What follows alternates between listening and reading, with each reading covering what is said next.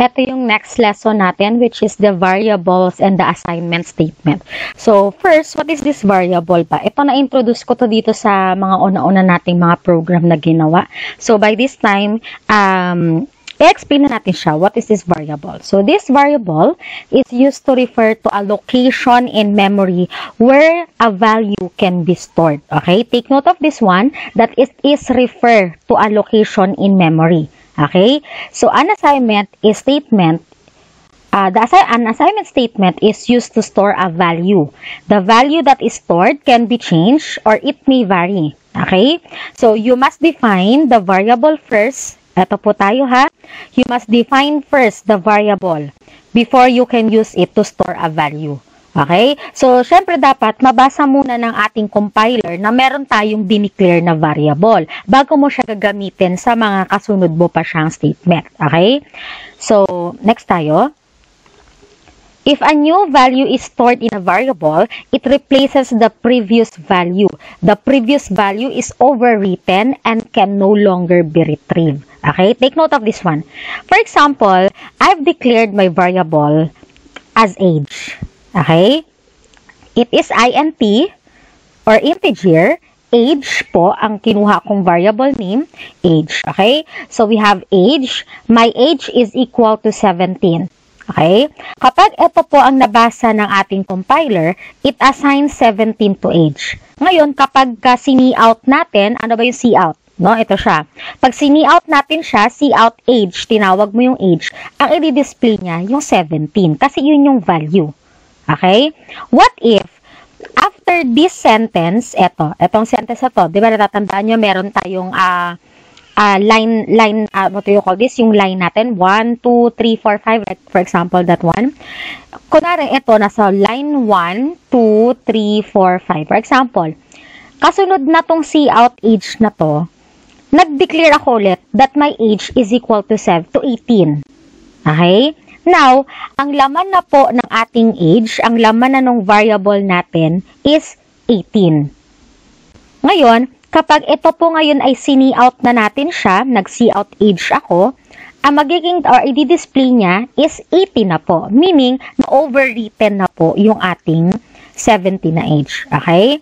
So, be careful pagdating doon sa pagdi-declare ng variable, no? Kasi in here, like for example, ito yung ginawa natin, nag-declare ako ng isang variable lang. Okay? Isang variable lang nilagay ko dyan, only age 2. Age, or only this age. And then, nagbigay tayo ng value na 17 doon sa variable nating age. Now, nung tinawag natin siya, ang dinisplay niya of course, the 17. Pero, nag-overwritten po tayo dito pagdating sa line na to. Okay? So, what if, ang gusto natin mangyari is, gusto ko po ma'am, dalawa yung madi-display natin. Okay? So, paano kaya yon? Ganito po. So, sa akin, open ako ng aking C++. So, nakalagay ang aking dev C. Ay, ito. Okay. So, in here, tatry natin siya na yung sinabi ko na gusto ko, dalawa yung madi-display natin. Okay? Nakikita pa po ba? I-try kong i-magnify. Yan, para mas malapit po.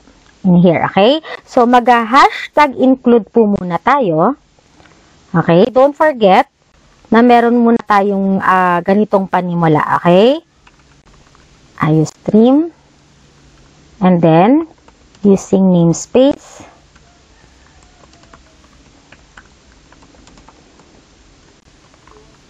Okay.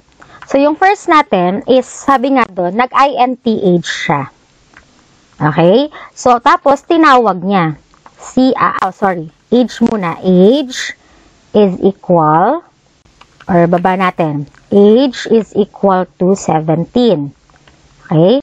And then, sini-out niya ngayon. Or tinawag niya. Tatawagin niya yung age.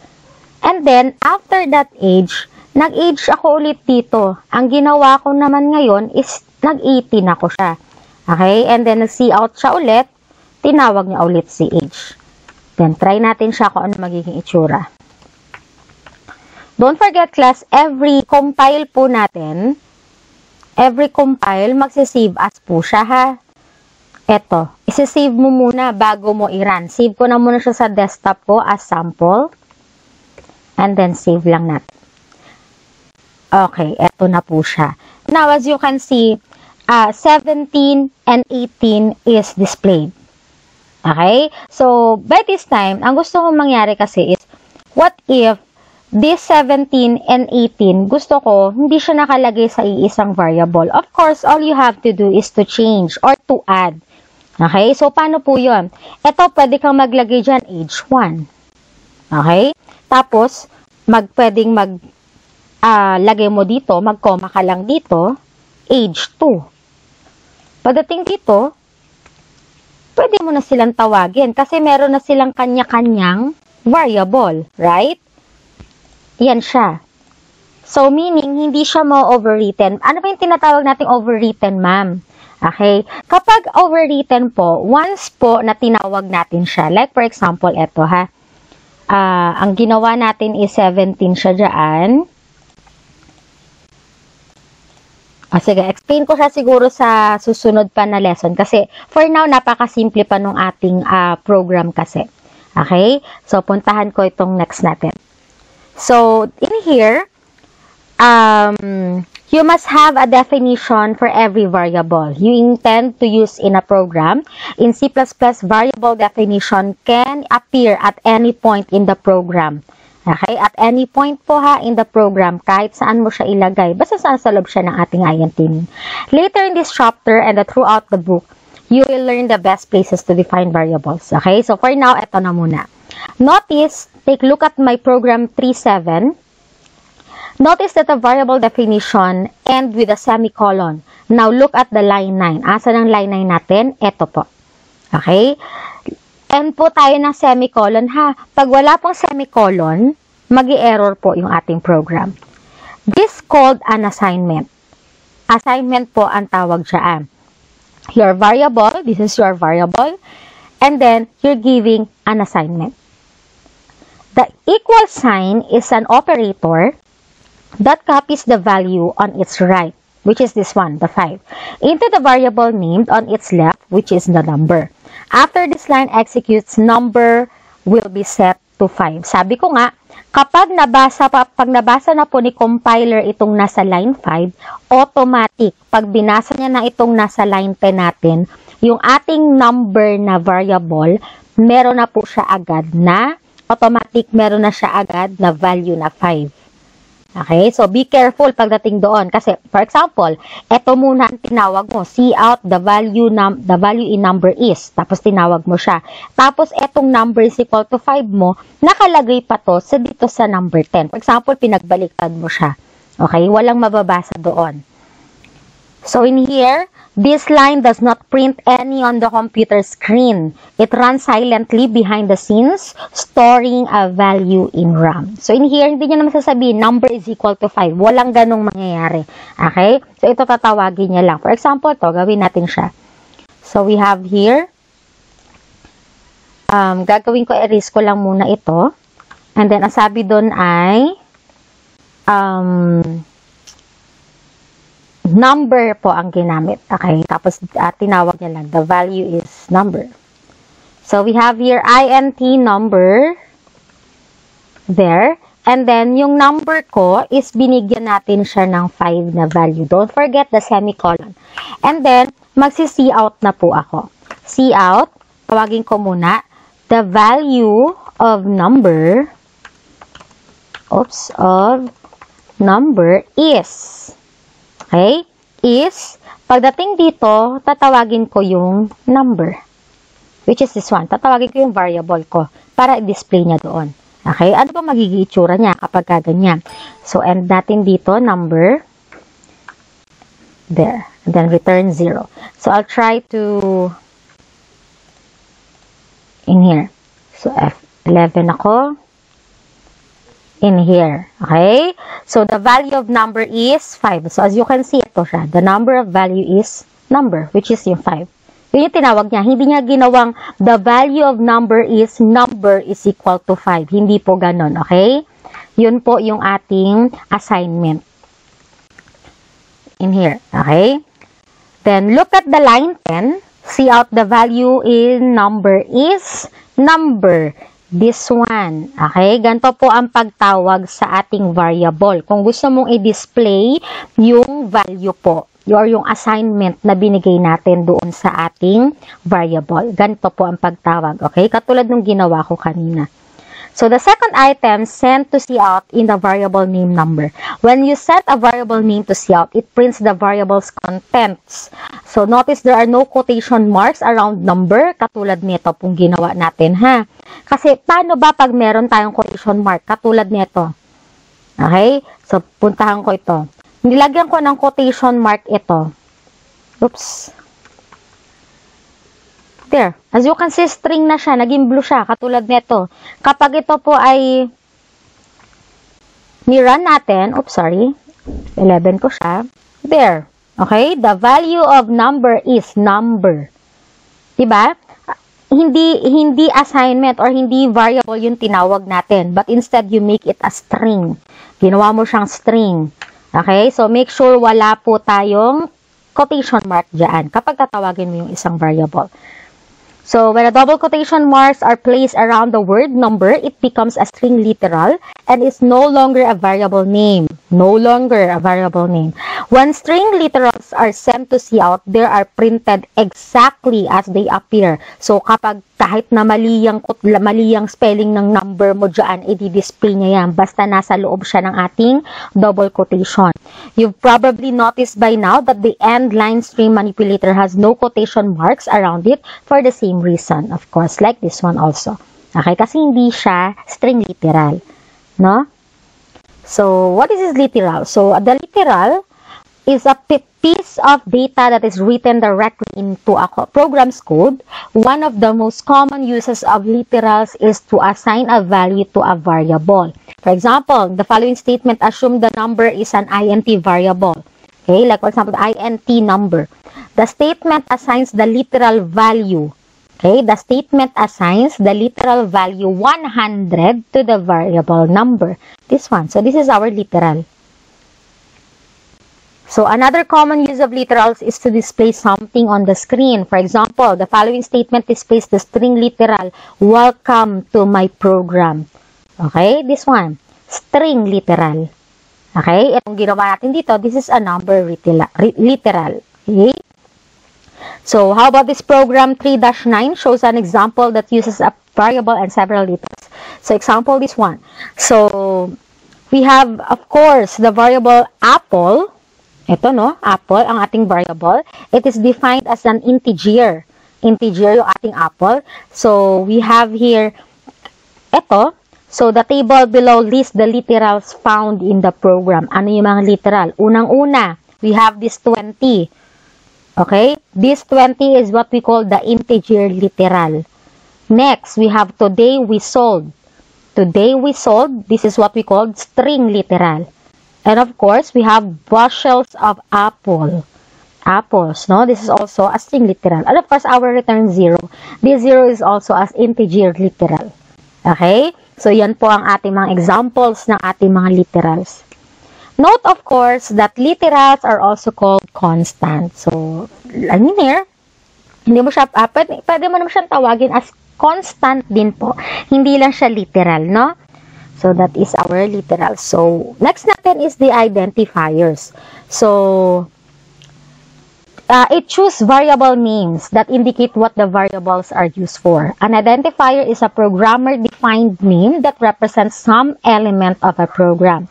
Variable names are example of identifiers. You may choose your own variable names in C++ as long as you do not use of the C++ keywords, okay? So, ano ba itong C++ keyword kasi na to? Ito yung core ng language natin, ha? Kaya hindi siya pwedeng gamitin as your identifier. So, note also that they are allowed or they are all in lowercase lamang po. Okay? So, ano ba to? Ito yon yung binigay ko sa inyo na copy. No? We have the C++ keyword. Ito siya. Hindi mo siya pwedeng gamiting variable, ha? For example, int, ginamit mo yung short. Hindi pwede kasi detected yan na the short is a keyword. Hindi pwede po yun, ha? Mag-i-error po tayo doon. You should always choose names for your variables that give an indication of what the variables are used for. You may be tempted to define variables with name like this. For example, the INTX. Okay? Possible to class. Walang problema kung ito ang pangalan ng variable mo, only X, no? But instead of using this single letter lang, X, Y, Z, A, B, C, and so whatever, no?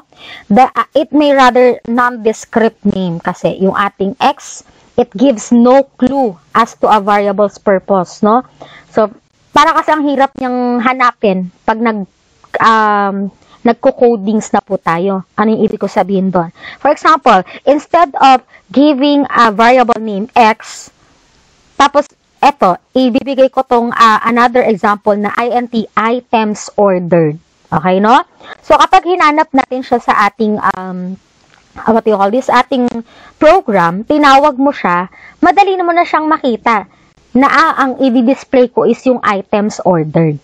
No? Kasi paano kung XYZ lang siya, XYZ lang, ang hirap niyang hanapin, class, pag tinawag natin siya. For example, gusto kong i-display yung value ng items ordered, pero ang binigay ko sa kanya ay X. Na, ang variable name. Ngayon, pa i-display ko pa siya, kailangan ko pang basahin ulit yung program ko all throughout para makalaman ko, yung X ko, that is items ordered. No? Ang hirap kasi class kapag ganon. So, items ordered, ito, puntahan natin to. The name items ordered gives anyone reading the program an idea of the variables used, no? Kapag ito ang variable mo, alam mo na agad na yung variable na ginamit natin is all about the items ordered, right? This way of coding helps produce self-documenting programs, which means you can get or you can understand it in an easy way, no? Kapag babasahin mo or kukunin mo or i-display mo itong ating variable. Because real-world programs usually have thousands of lines. It is important that they be as self-documenting as possible. Kasi class, kapag gumagawa ka na ng totoong program, yung nasa totoong program ka na, hindi lang yun ganun kaikli, katulad nitong ginawa natin dito. Yan, katulad yun dyan. Hindi lang siya ganyan kaikli. No? Abot-abot hanggang 1,000, 2,000 line yan. So, paano kung ang ginawa natin is only yung INTX na yun? Ang hirap hanapin, class. Okay? So, you probably have noticed a mixture of uppercase. Ano yung uppercase natin? This one. Uppercase and the lowercase in the items ordered. Although, all of the C++ keywords must be written in lowercase, you may use uppercase letters in variable name. Example, this one. This is a keyword, right? Ito ang keyword ko. Ito po ang ating variable name. So, wala pong problema sa kanya kung gumamit ka ng all caps, all lower caps, lowercase, no? Or pwedeng ipag-combine mo sila. Para mas madaling basahin kasi kapag ganito. So, kaysa naman po, yung O natin is pinaliit natin, like this one, items sorted. Parang pagbabasahin mo siya, items sorted, no? Parang hirap niya rin, what do you call this? I-define. Items sorted, no? So, in here, capitalization of the first letter of the second word and succeeding words makes items ordered easier to read. Okay? It should be mentioned that this style of coding is not required. Hindi naman siya required, class. It's up to the programmer or it's up to the nagko-code kung ano yung style na gusto niya. Like, for example, this one. No? Ayaw ko ng nag-uppercase, naglo-lowercase, no? Pwede mo silang i-separate as this one. So, it should be mentioned that this style of coding is not required. You are free to use all lowercase letters, all uppercase letters, or any combination of both. In fact, some programmers use the underscore character to separate words in a variable name as in the following, like this one. Mas madali siyang basahin. Items underscore ordered. So, legal identifiers natin. So, for these legal identifiers, merong mga rules yan, class. Hindi yan basta-basta ka nagbigay ng variable name mo. Okay? Regardless of which style you adopt, be consistent and make your variable names as sensible as possible. Here are some specific rules that must be followed with all identifiers. The first one, The first character must be one of the letters A through Z, maliit man yan o malaki, o maliit man yan o malaki, this one, A through Z, or an underscore character. Okay? Yun yung ating first rule, ha?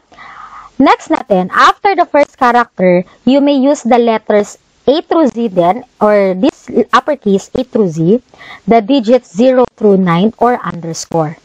Okay? Second, second rule. Next natin, uppercase and lowercase characters are distinct. This means items ordered is not the same as items ordered. Okay? Be careful pagdating dito, class. Balikan ko ito. For example, ito, class, ang ginawa ko dito is, maliit yung aking, zoom ko lang. Maliit po yung N ko dun sa number ko. What if, ang dinefine ko sa kanya is big letter. Okay? Big letter po ang binigay natin, ha? Pero nung tinawag ko siya dito, as you can see, it is small. Try natin siya. You may try sa inyong mga mobile phones gamit yung in-install natin, no? There. So, nag-try ko po, itinry ko siyang i-run. As you can see, meron po akong error kasi hindi pareho yung number, although they have the same or exact spelling, hindi po pareho yung number na may malaking N at yung number na may maliit na N. Okay? Be careful po tayo doon. As you can see, like for example, in here sa ating binigay na example dito, in here, hindi pareho ang items ordered na to dito sa items ordered na to. Okay? Be careful tayo doon. Like for example, ito. Legal or illegal identifier tayo. First natin. You may post the video, ha, then sagutan nyo kung tatama kayo dito. Legal or illegal? Day of week? Of course, this is legal. It starts with the letter. May combination ng ating uppercase and lowercase. It is legal. Next natin, 3D graph. This is illegal. Okay? Variable names cannot begin with a digit. According to the rule, hindi po tayo pwede mag-start with a number. Okay? Next natin, how about this one? Underscore employee underscore num. This is legal, of course. Legal din po siya. You may use underscore po as the starting character ng inyong variable. Next natin, this one, June 1997. This is, of course, legal pa rin po siya. Okay? So, this one, kasi nag-start naman ako with my letter, followed by a number, no? Pwede po ito. Next natin, this one, mixture, $3. Legal or illegal? This is illegal. Variable names may only use letters, digits, or underscore. Hindi po pwede ang mga special characters like this one, yung ating pound sign dyan or yung hashtag sign nyo dyan. Hindi po sila pwede. So, that is the legal and illegal identifiers, no? So, pakitandaan lang po yung ating rules. Eto. Rules lang natin na mag-i-start siya with the letter, yan man ay maliit o malaki. Hindi pwede mag-start sa ating number, okay? And of course, hindi tayo pwedeng gumamit natin mga ibang special characters maliban po sa ating underscore character. And of course, make sure na yung pagde-define natin or pagtawag natin ng ating variable, make sure na pareho doon sa pagde-declare mo. Okay, so that is our identifiers.